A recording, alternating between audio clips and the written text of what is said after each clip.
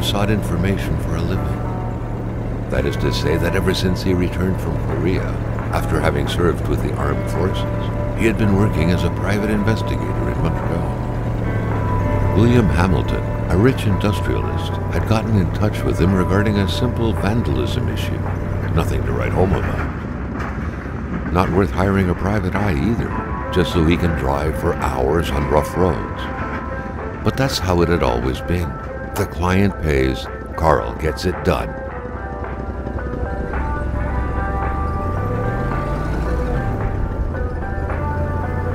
They had set up to meet at the general store, his client's business. Well, actually, the entire village had William Hamilton's name written all over it.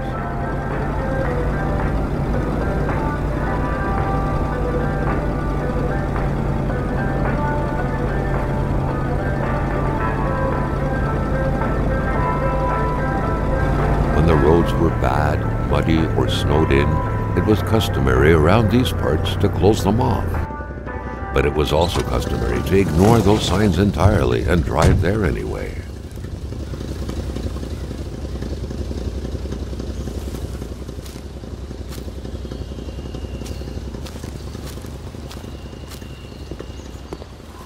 Hamilton never mentioned a road-blocking barrier.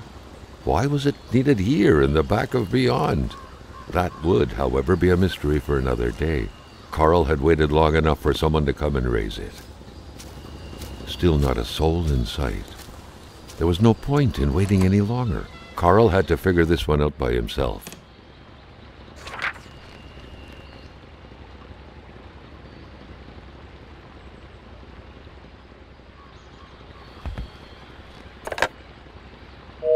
Hamilton no doubt knew who managed the barrier. Carl wanted to give him a call, but that would have been too easy though, as sure enough the line was acting up.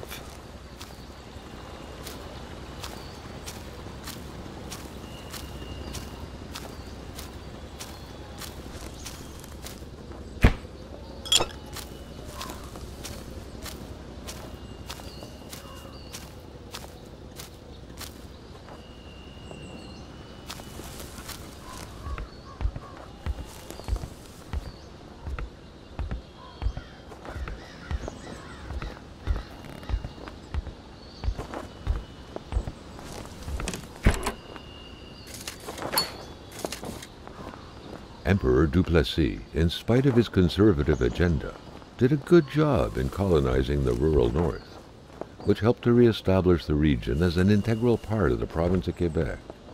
The blue fleur-de-lis could be seen fluttering in the wind here and there, taunting the red Canadian flags on the other side of the province's boundaries.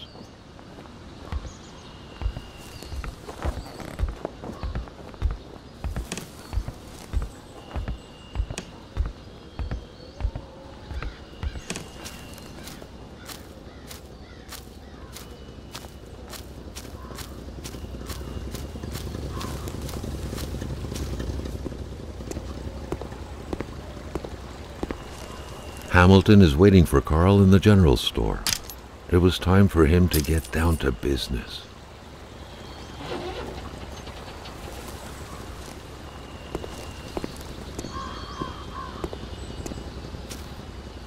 Carl was meeting his client in a store near this area. He was on the right track.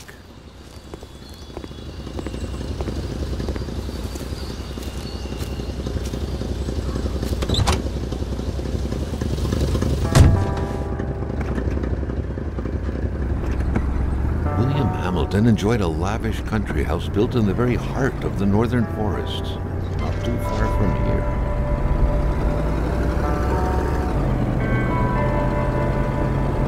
The local populace was divided when it came to the affluent man. Some saw a wealthy philanthropist dedicated to improving the region's economy. Others an aging Englishman who would do anything to further his fortunes. And those ones hated him enough to go on about scheming against him.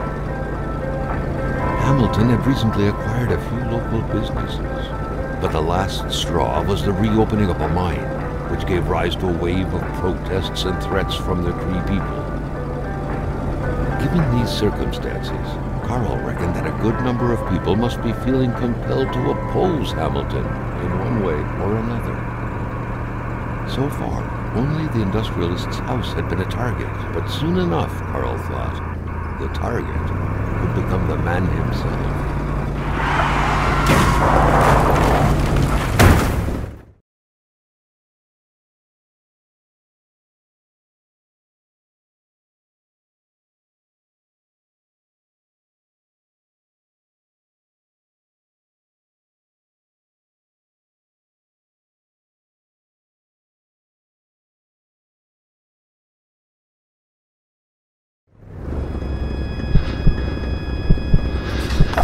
Carl needed to get out of there. The cold and the pain required urgent care.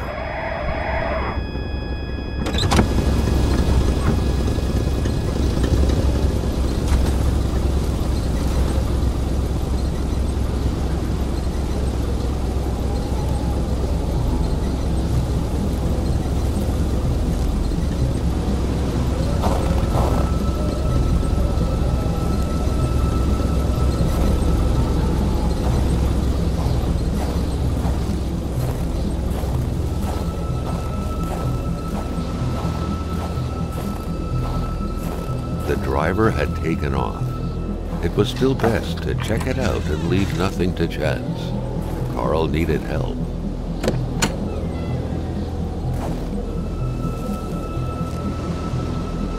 It was a small, locked box engraved with the letters W.H. Carl thought about taking it.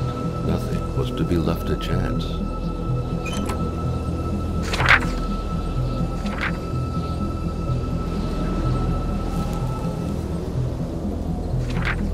Such heart-wrenching Nordic poetry that was. But Carl didn't care much about flowery language. This deep in the country, his last hope was to find an abandoned garage or a farm by the roadside. His life depended on it.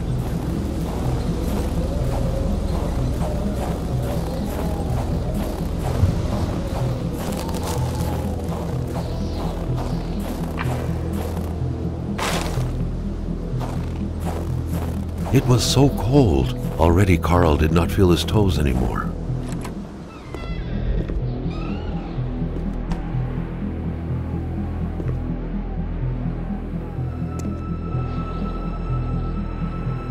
Even better than he had hoped. Carl Faubert had succeeded once more and was now on his way to new adventures.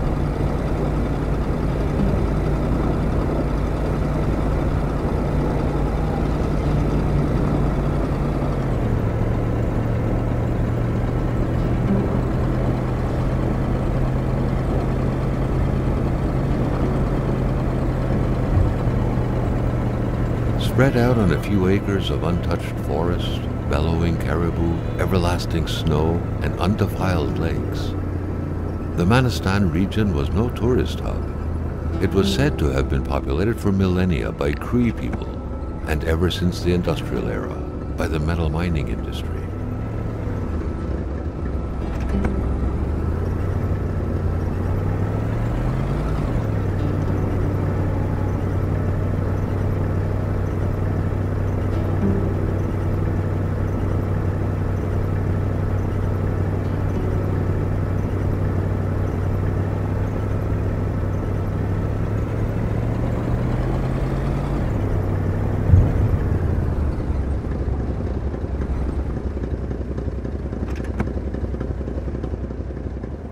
Carl's military training had made him a very punctual man. Being late to his meeting with Hamilton was out of the question.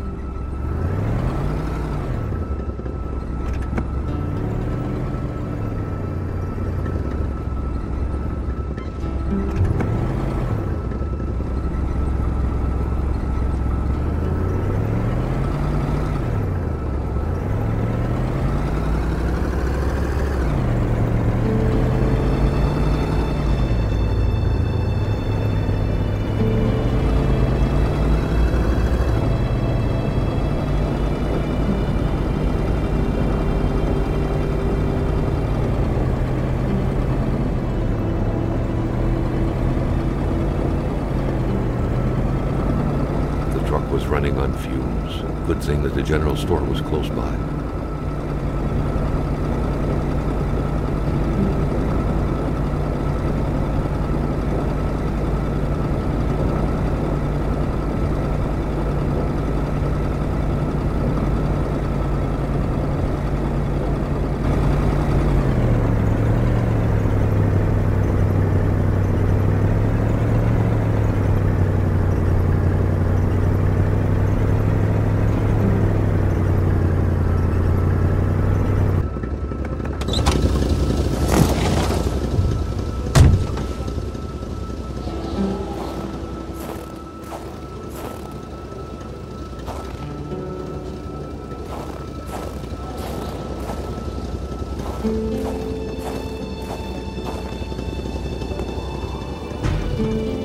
Something fell to the bottom of the box.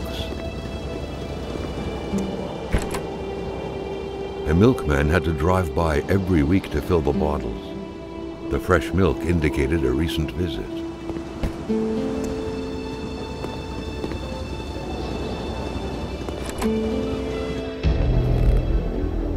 Carl had no trouble recognizing his employer. He had been killed. There was no need to be a detective to figure that out.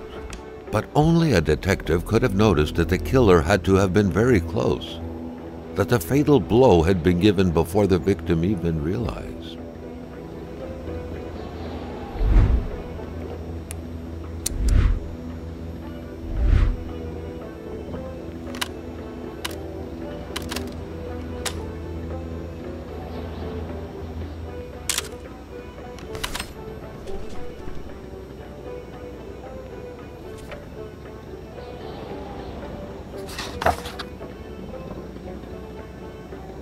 Carl felt a chill down his spine and had a terrifying realization. If Hamilton was dead, then who was going to pay him? What could be inside that envelope? Carl was taken aback. He knew this address. It was said to be the address of the P.O. box for the Canadian Secret Service.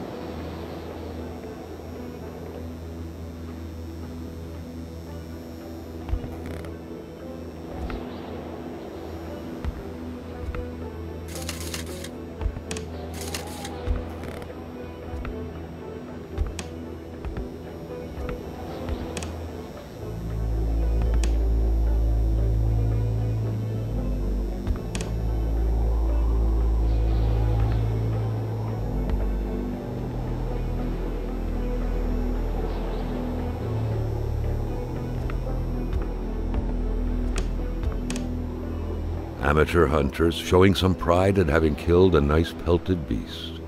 With men like this roaming the area, wolves would become extinct within 10 years, Carl thought. A nice picture of the Magasin Lachance store, seemingly taken the day it was first opened. It feels frozen in time, from an era long forgotten. Jumping from that height was akin to tempting death. Perhaps that man on the snowmobile had seen enough of this world already.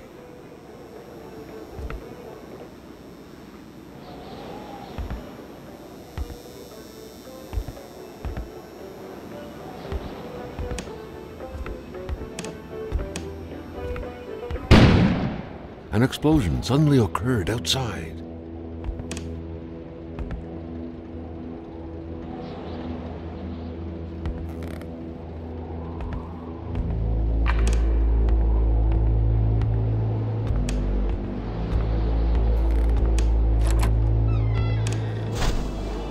Maintaining his composure, Carl recalled something from his military training.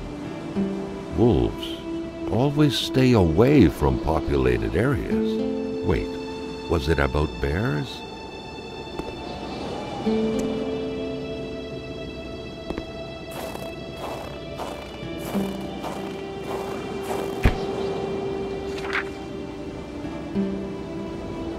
Hate was in the air. Seems like some villagers barely tolerated each other.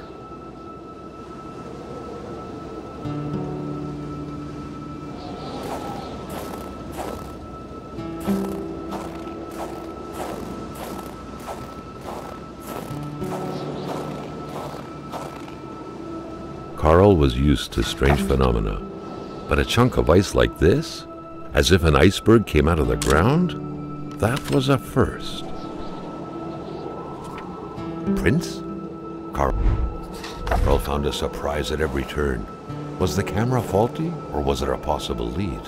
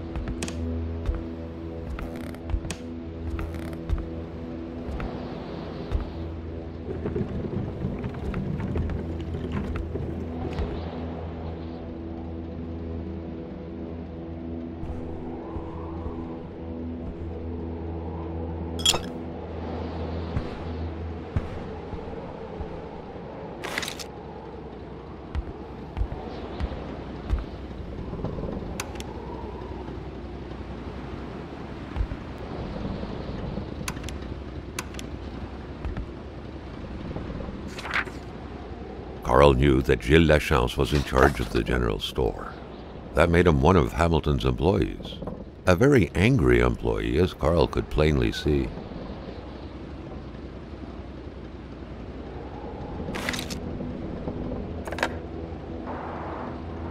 The snowstorm pummeled everything in its path. Carl was not surprised when he heard no tone.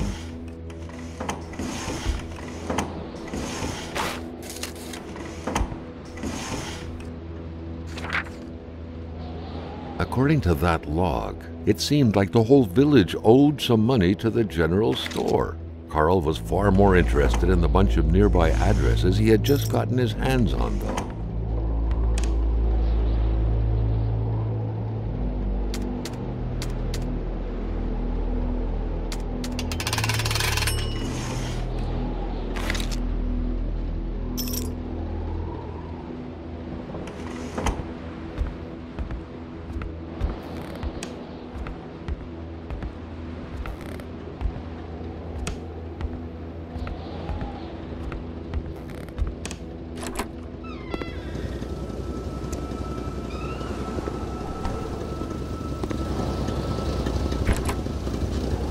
The murder weapon. What was that doing there, Carl wondered. Hamilton must have been determined to keep some information secret to post this key. Shame he got unlucky. Everything made sense now. Poor Hamilton's denunciation was interrupted, and he figured it would be best to lock everything up and send the key to his correspondent, who would receive the box later on.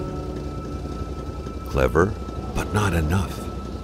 That's what happens to ordinary people playing spy.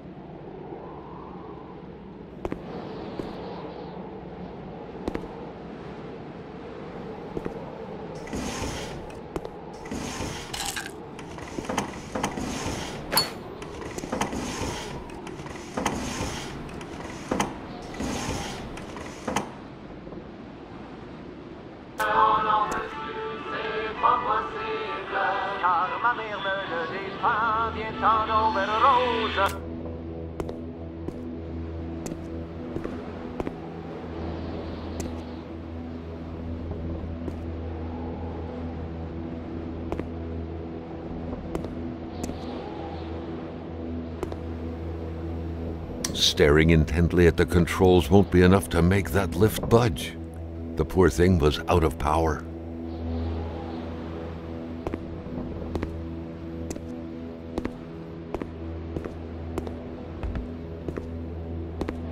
The crowbar was stuck under the lift. Notwithstanding Carl's imposing stature, car lifting wasn't part of his skill set yet.